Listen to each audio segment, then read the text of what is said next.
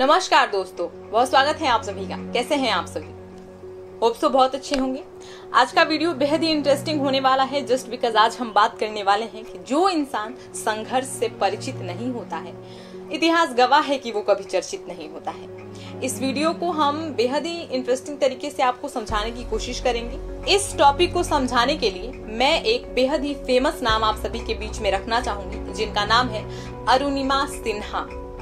दोस्तों, अरुणिमा सिन्हा वजूद में तब आने लगी जब उन्होंने माउंट एवरेस्ट को फतह कर लिया था। अगर आप माउंटेनिंग का शौक रखते हैं और आप एक नाम से परिचित नहीं हैं, तो आप पर लानत है, जस्ट बिकॉज वो नाम है अरुणिमा सिन्हा। दोस्तों, वो भारत की पहली ऐसी महिला थी जो कि दिव्यांग थी, जिन्होंने माउंट एवरेस्ट को फतह कर लिया था। और दिव्यांग थी भी वो जिस चीज से, वो था पैर। इनके पीछे की स्टोरी जो है वो हमारे लिए बहुत ही इंस्पिरेशनल टाइप की स्टोरी है।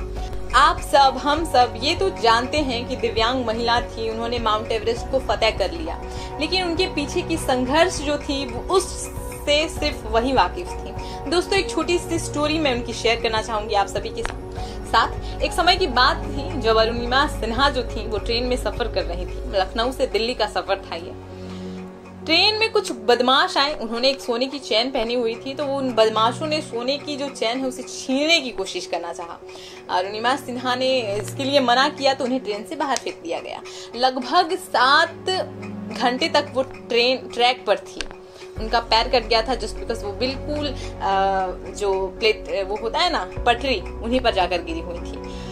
वहां से वो लगभग वहां पर 7 घंटे तक रही। जब सुबह हुआ तो कुछ लोग वहां पर आए, उन्होंने ऐसे देखा तो अरुणिमा सिन्हा को जो है उन्होंने हॉस्पिटल में भर्ती करा। हॉस्पिटल में भर्ती करा कुछ समय बाद धीरे धीरे उनके रिश्तेदार जुटना स्टार्ट हो गए थे। दोस्तों, हम अगर प्रॉब्लम्स में रहते हैं तो पता नहीं क्यों रिश्तेदार लोगों को बहुत ज्यादा मजा आने लगता है। ये चीज रियलिटी है। आपको लगे कि मैं कुछ गलत बोल रही हूँ तो प्लीज कमेंट में पिन अप कीजिएगा, लेकिन ये चीजें रियलिटी हैं। आपको तकलीफ में देखकर बहुत कम ही ऐसे लोग होते हैं जो दुखी होते हैं और वो आपके बहुत ही ज्यादा क्लोज होते हैं, वरना जो बाहरी दुनिया होती है वो सिर्फ मजे के लिए होती है। वो आपका सिर्फ मजा लेती है ना। तो वेंटिलेटर पर लेटी हुई वो अरुणिमा सिन्हा वो सारी बातें सुन रही थी। दरअसल उनके जो भी इर्द गिर्द रिश्तेदार वगैरह जो भी उनसे मिलने आए हुए थे, उनका थॉट्स उनके प्रति सहानुभूति वाला नहीं देखा जा रहा था। उनके स्टेटमेंट में उन्होंने ये कहा है कि जब मैं वेंटिलेटर पर थी तब रिश्तेदारों और जो भी हमारे सहयोगी थे जो आए हुए थे, उनका कई थॉट्स बाहर निकलकर बाहर आ रहा था, जैसे कि ओहो शायद टिकट नहीं लिया होगा इसीलिए ट्रेन से बाहर फेंक दिया, अब तो पैर कट गए हैं, शादी कैसे होगी, बेचारी के साथ बहुत बुरा हुआ। ऐसे थॉट्स जो हैं वो अरुणिमा सिन्हा के इर्द गिर्द गूंजने लगे। अरुणिमा सिन्हा एक बहुत ही होनहार लड़की थी, हैं ऑफ कोर्स। तो वो वेंटिलेटर पर लेटे कुछ बातें सोच रही थी कि यार हम इतने असहाय टाइप का हो गए हैं कि आज ये हमारे बीच में कुछ ऐसी बातें करें। अरुणिमा सिन्हा उस वेंटिलेटर पर लेटे हुए अपने मन में एक चीज ठाना कि पैर कटे हैं तो क्या हम माउंटेनिंग करेंगे। आप सोच सकते हैं जिनका पैर कटा हुआ है, जो हॉस्पिटल में है, उनके थॉट में ये आए कि वो माउंटेनिंग करें। ये किसी भी नॉर्मल इंसान के माइंड में आना बहुत मुश्किल सा लगता है। पैर कट गए हैं, माउंटेनिंग करिएगा। ओ माय गॉड, बहुत इंस्पिरेशनल टाइप की इनकी स्टोरी है, जो कि एक समय में ऐसा कह सकते हैं कि रूह को खड़े कर देने वाली स्टोरी है। अगर हम बहुत गंभीरता से इस चीज को देखें तो अभी उनका पैर पूरी तरह से ठीक भी नहीं हुआ था कि उन्होंने अपना हॉस्पिटल त्याग दिया। हॉस्पिटल त्यागने के पश्चात वो गई भारत की पहली महिला माउंट एवरेस्ट को फतह करने वाली विशेंद्री पाल के पास। उन्होंने विशेंद्री पाल के नेतृत्व में ट्रेनिंग ली। ट्रेनिंग में दोस्तों बहुत सारे हट्टे गट्टे लोगों के बीच हमारी एक दिव्यांग अरुणिमा सिन्हा देखकर कभी कभी हताशा की ओर बढ़ तो जाती थी, लेकिन लगातार प्रैक्टिस के दौरान वो काफी हद तक बहुत सक्सेसफुल पर्सन में से शामिल होने लगी।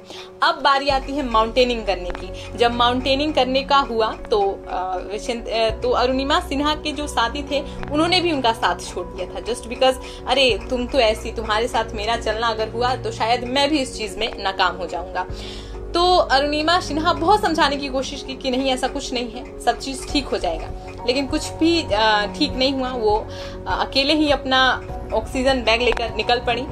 रास्ते में बहुत सारी चीजों का सामना, जैसे कि डेड बॉडीज, स्नोफॉल्स, ऑक्सीजन की कमी, बहुत सारी चीजों का सामना करते हुए विशेंद्री पाल जो है, अरुणिमा सिन्हा जो है, उन्होंने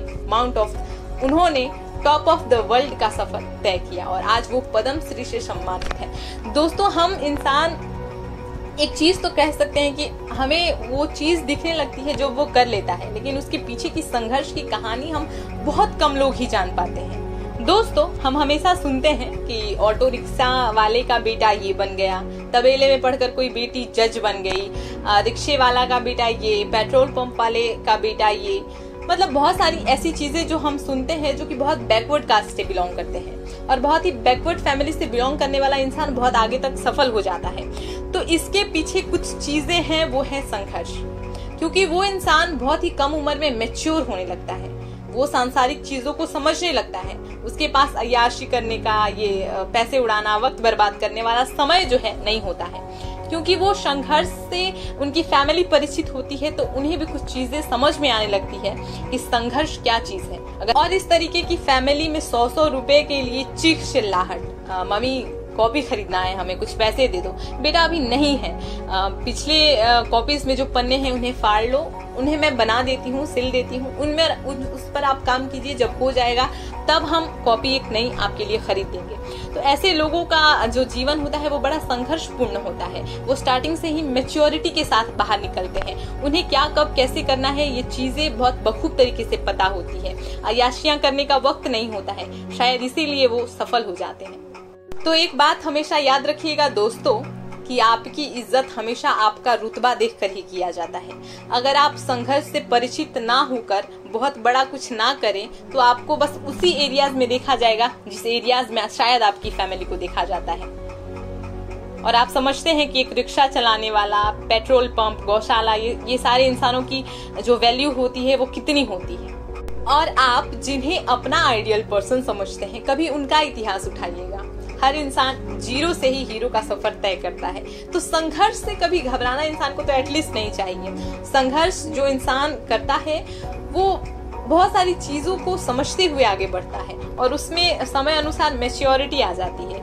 लाइफ में आप चाहे जो भी बनना चाहते हो, you want to be a IAS, you want to be a doctor, engineer, actor, influencer, entrepreneur, cricketer, कुछ भी चीज बनना चाहते हैं, इसके लिए आपको शुरुआत जो है वो जीरो से ही करनी पड़ती है। संघर्ष, एक क्रिकेटर की लाइफ स्टाइल बिल्कुल ऐसी होती है कि अगर वो क्रिकेट नेशनल, इंटरनेशनल लेवल पर खेलना चाहता हो तो उसे बहुत ही छोटे पर से ही बैट और बल्ले का सहारा जो है अपने हाथ में लेना पड़ता है। तो कुछ भी करो, घिसना तो है ही। जस्ट बिकॉज कहा जाता है कि लोहा जब से ये सोना जब से तपता नहीं है उसमें चमक आना थोड़ा मुश्किल लगता है। तो बस यही बात है, अपने आप को पहले तपाना है, उसके बाद जो निखर कर सामने आएंगे वो तो बहुत लाजवाब होगा। और हाँ, बहुत कम ही लोग ऐसे होते हैं जो बिना संघर्ष किए आगे चले जाते हैं और जिनको एक नाम हम दे सकते हैं नेपोटिज्म, है ना। बाकी अगर आपका रिलेशन किसी भी तरह से, आपका जो बैकग्राउंड है वो किसी भी तरह से बहुत बड़े हाई फाई एरियाज में नहीं है तो आपको संघर्ष करना पड़ेगा। दोस्तों, स्ट्रगल लाइफ में जरूरी है। और आखिर में एक लॉजिक की बात करते हैं, इंसान संघर्ष क्यों करता है? ऑफ कोर्स एक अच्छी लाइफस्टाइल के लिए, अपने सपने को पूरा करने के लिए ही इंसान संघर्ष करता है। अपनी जो भी सारी इच्छाएं हैं उसे पूरा करने के लिए ही इंसान संघर्ष करता है। तो अगर आप जिसके लिए संघर्ष कर रहे हो और उसके प्रति आपका कंसंट्रेशन, आपका फोकस बराबर नहीं है तो फिर भाड़ में जाए उस तरीके का स्ट्रगल आपका। तो अगर आपको अपने सपने को पाने के लिए कांच पर भी चलना है, कांटों पर भी चलना है तो चलिए, जस्ट बिकॉज आपका सपना है वो और वो पूरा होना चाहिए। तो दोस्तों, आज के वीडियो में सिर्फ इतना ही। नमस्कार, bye bye, take care and जय हिंद। वीडियो पसंद आता है नीचे कमेंट भी कीजिए और क्या कहते हैं उसको, सब्सक्राइब।